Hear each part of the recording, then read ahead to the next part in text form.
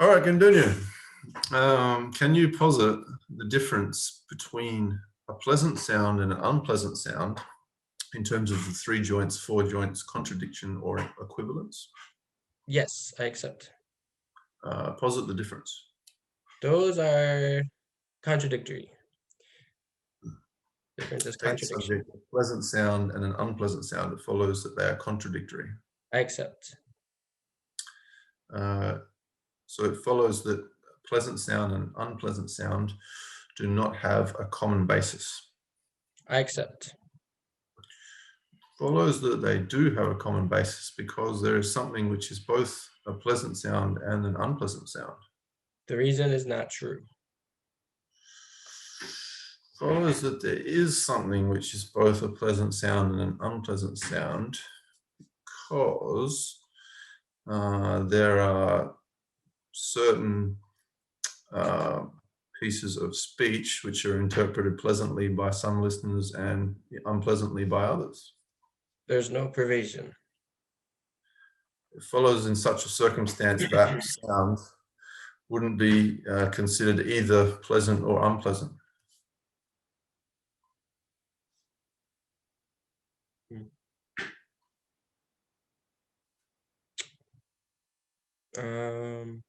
Why? It follows it would be considered as either one of the two, an unpleasant or pleasant sound. I accept. Which one would it be?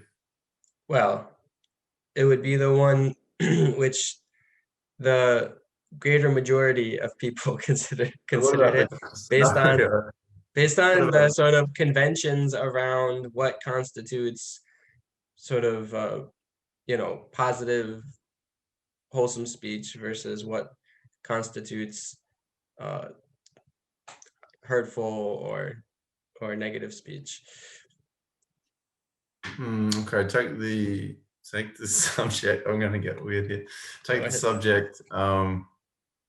Okay, a scenario where there's 2 children and a parent, and one of the children absolutely hates Mexican food and the other one is delighted by it. In this scenario, when take the subject, the parent's speech saying we're going out for Mexican food. It follows that that speech is either a pleasant or unpleasant sound. I accept.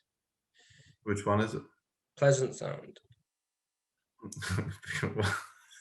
So, okay, it follows it's not a pleasant sound because it's an unpleasant sound. The reason is not true. The reason is true because from the perspective of the child who despises Mexican food, it's an unpleasant sound. There's no provision.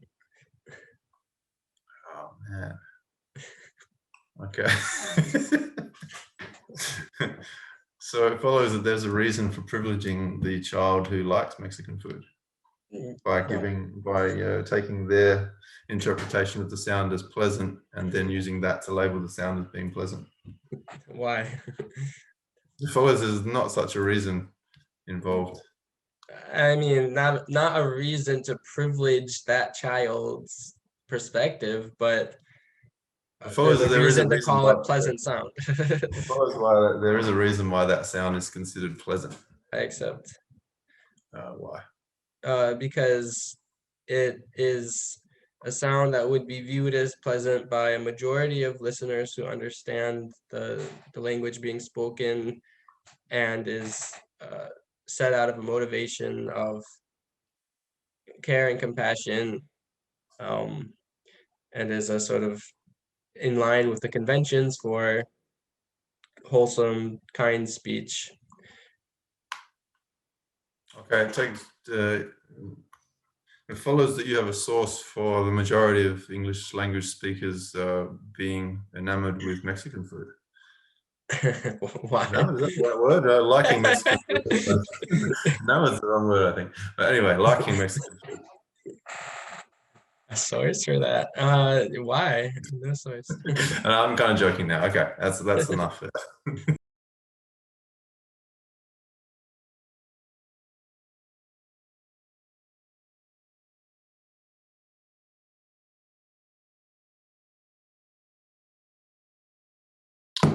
Okay, continue. Can you posit the difference between expressive sound and sound which arises from elements conjoined with consciousness? I can, yes. Please posit the difference. There are 4 joints between expressive sound and sound which arises from elements conjoined with consciousness.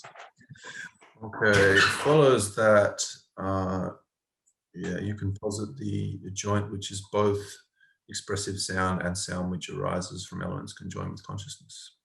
Okay, so the phrase spoken by a human, tashi delek. Sorry, did I say I can't remember how to speak Tibetan. Spoken by a human. It follows it is expressive sound and sound which arises from elements conjoined with consciousness. I accept.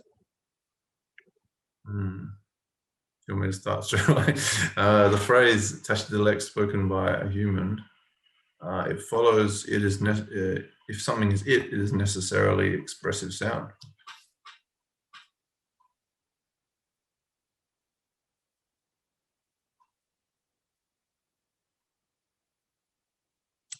I accept. Take the example of a 1 or 2 year old infant who's just heard the word Tashdilek from their parents but has no idea of what it means and expresses it aloud. It follows it is expressive sound. I accept. Follows it is not expressive sound because the speaker or the speaker has no cognizance. The word has no understanding of what they're saying and has no particular wish to express anything. The second reason is not true. It follows that the speaker has a wish to express something. I accept. Follows you can speculate on what that something might be. I accept. Please do. We speculate. I can always speculate on what's going through babies' minds. Just probably the wish to belong, to be understood, to have someone pay attention to them. Their wish to connect with their parents, in short. Yeah. Okay, I'm gonna let you go with that. So it follows you can posit something which is expressive sound, or the joint which is expressive sound, but is not sound which arises from elements conjoined with consciousness. I accept. Posit the joint. So this would be, for instance, would this be an example? Let me try it. So the phrase Tashi Delek spoken by Siri or Alexa. Take an example.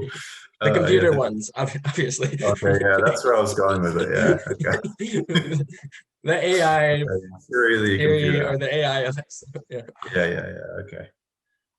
Take the example of Siri or Alexa, the AI constructions speaking. What are they speaking again? Sorry. I just said Tashi Delek again, but Yeah. Saying Tashdilek. turn right at the next road, whatever it is. Yeah. It follows that those are expressive sounds, but not sounds that arise from elements conjoined with consciousness. I accept. Okay. It follows that those are not sounds which arise from elements conjoined with consciousness. I accept. It follows that they are sounds which arise from elements conjoined with consciousness because Siri, the AI, does possess consciousness. Really? The reason's not true. It follows that Siri, the AI, does not possess consciousness. Sure, I accept. It follows that Siri, the AI, does not possess the ability to react to human communication and respond accordingly based on a series of calculations about how to, respond appropriately in social circumstances. Why? It follows that despite having those abilities, Siri is not conscious. I accept. It follows that there's a reason. Why is Siri not conscious? She's Follows not. that sort of She's. AI, processing would not constitute consciousness. I accept. Why? Because consciousness is constituted of experience, some subjective quality of It follows knowing, that Siri doesn't. which The Siri, she the doesn't AI, have. does not possess such subjective experience. It Except follows that. It follows that there's a way of knowing this. there is probably. I accept. There's probably. It follows Why that not? that way is positable. The way of knowing it is positive. Mm. Positable. I accept. Can I posit it? It's possible. The way of knowing, well, I guess one way would be to continually challenge or experiment with Siri's ability to actually interact in the proper way, as you stated, in line with how to respond in social situations in a way that would basically allow her to pass the Turing test, right? And then you would find quickly that she's not actually, so because it's not that good. It's not really that advanced. It follows if something doesn't pass the Turing test and so forth, it's definitely not conscious. And so forth, I accept. Yeah. Okay. What's in the so forth? Well, it would be complete absence of other means of determining someone's presence of consciousness in that person or being, and in addition to not passing the Turing test, in addition to not having in addition to knowing the process for that entity's creation or how it arose, and knowing in general if that's in line with conscious beings or not. Take the subject, a slug. It follows that it's conscious. I accept. It follows that there's a way of knowing it has subjective experience. Well, I accept. Yeah. Oh. Well, there's several. I mean, one would be to develop develop the capacity for concentration so that you have the ability to directly perceive the mind of the slug. Another way would be to Follows that such concentration physically interact. Well, the other way would be in respect to Siri. they would be able to do that with Siri. Yeah, if they had that such concentration, it follows. Right. Well, they would see that Siri has no consciousness. They would see that. But for me, they would see that she does have it. Okay. I would say. What I mean? Well, okay, what was the other reason? Okay, and in lieu of that, since we can't determine based on that, then it would be to interact physically with the slug, so that you see whether or not it responds to, environmental stimuli in a way that's consistent with consciousness. Okay. Right. Anyway, sorry, I kind of lost my train of thought. I realized we were talking about slugs, but yeah. Okay. Anyway, yeah, you get the point. Okay. So can you posit? I don't know how much of that you want to edit out, by the way. So take the. So no, don't take. Posit an example, please, of something which is not expressive sound, but is sound which arises from elements conjoined with consciousness.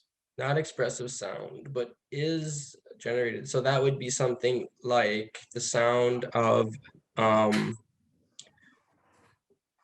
sort of mindless humming. or yeah, the sound of a human mindlessly humming, Okay. just for joy, just for pleasure. Sound of a human mindlessly humming purely for pleasure. Follows it is sound which arises from elements conjoined with consciousness, but is not expressive sound. Accept. Okay. Follows it is expressive sound because it expresses some basic wish of a sense of belonging and so forth, in the same way as the child saying Tashdilek, even though they don't know what the hell they're talking about.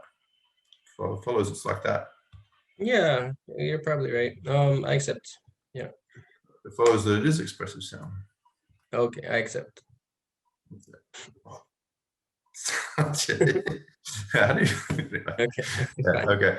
So it follows that you can posit an example, a valid example of a sound, something which is a sound which arises from elements conjoined with consciousness, but is not expressive sound. I don't know. The sound of a drum roll. No. The sound of a finger snap. They'd all be kind of expressive in that way, wouldn't they? No, I don't think I can. No. It follows that no example, or no joint, which is sound which arises from elements conjoined with consciousness, but is not expressive sound, exists. Oh, how about just the sound of a Y? Yes, it does exist. Okay. Okay. It follows it can be posited. I accept. Please. Okay, so the sound of like slapping someone on the back, patting someone on the sound of patting someone on the back. I take the subject, the sound of someone patting someone else on the back. Right. It follows that it's sound which arises from elements conjoined with consciousness, but is not expressive sound. I accept. Follows is expressive sound because it probably expresses a sense of being pleased with the person, which is the object of the patting of backs. The reason's not true. Follows it doesn't express that or a similar kind of sentiment. I accept. It follows there's a reason people pat each other on the back. I accept. It follows that reason is to express something or other. I accept. It follows that patting someone on the back necessarily expresses a sentiment. I accept. Okay, yeah, I gotcha. It follows that the patting of the back on the back expresses a sentiment, but the sound associated with it doesn't express anything. I accept. That's what I'm trying to say. Yeah. Okay, I'll go with that. All right, so can you posit the joint which is neither expressive sound nor sound which arises from elements conjoined with consciousness, please? Neither of them would be the sound of raindrops. Sound of rain. Sound of raindrops. Take the subject, the sound of raindrops. It follows it is neither expressive sound nor the sound which arises from elements conjoined with consciousness. I accept. Follows the sound of, take the subject, the sound of raindrops. It follows it is expressive sound because it expresses something to certain listeners in the same way as the children hearing about the Mexican food.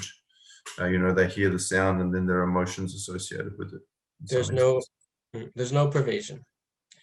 Follows despite expressing something to those people in those circumstances, it can't be considered expressive sound.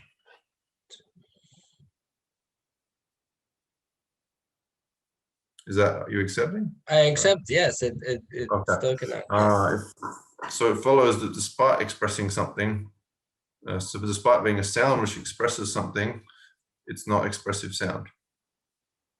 Well, um,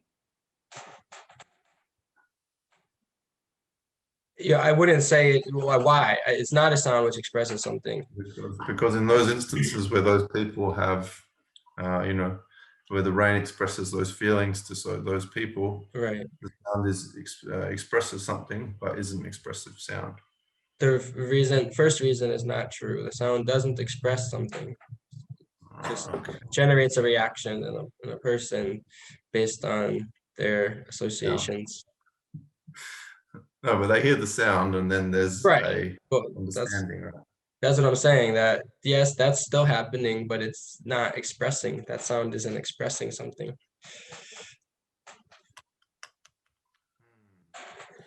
Follows if something is okay.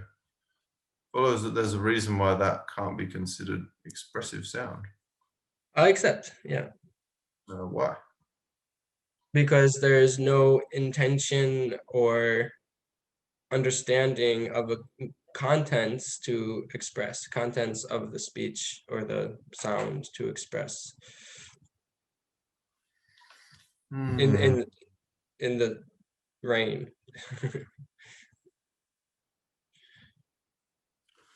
Okay. Contents. What do you mean by that? Like contents of contents meaning some object that appears to the mind when they're thinking to express something.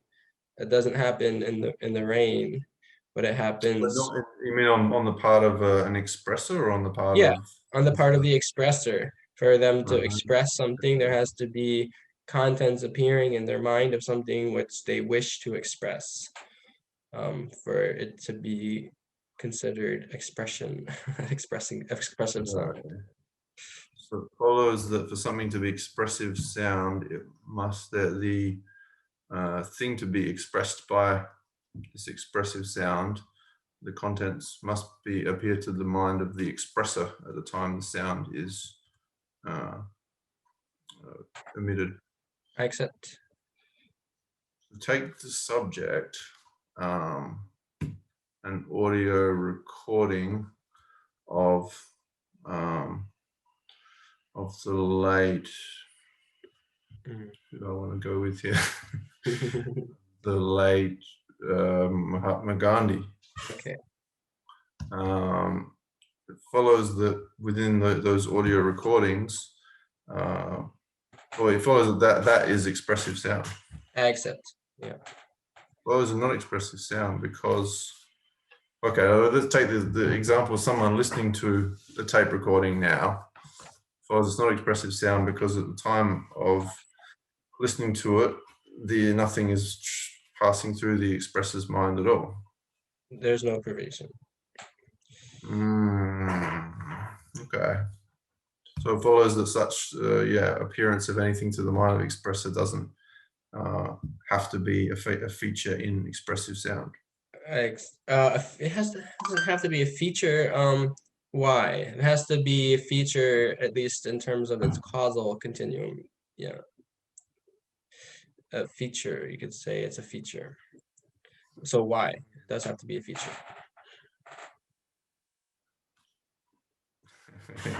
Yeah, It doesn't have to anyway, be present at I wanted to that's go with a very good example. No, it's not. It doesn't have to be present at the time of its admittance. Yeah. no.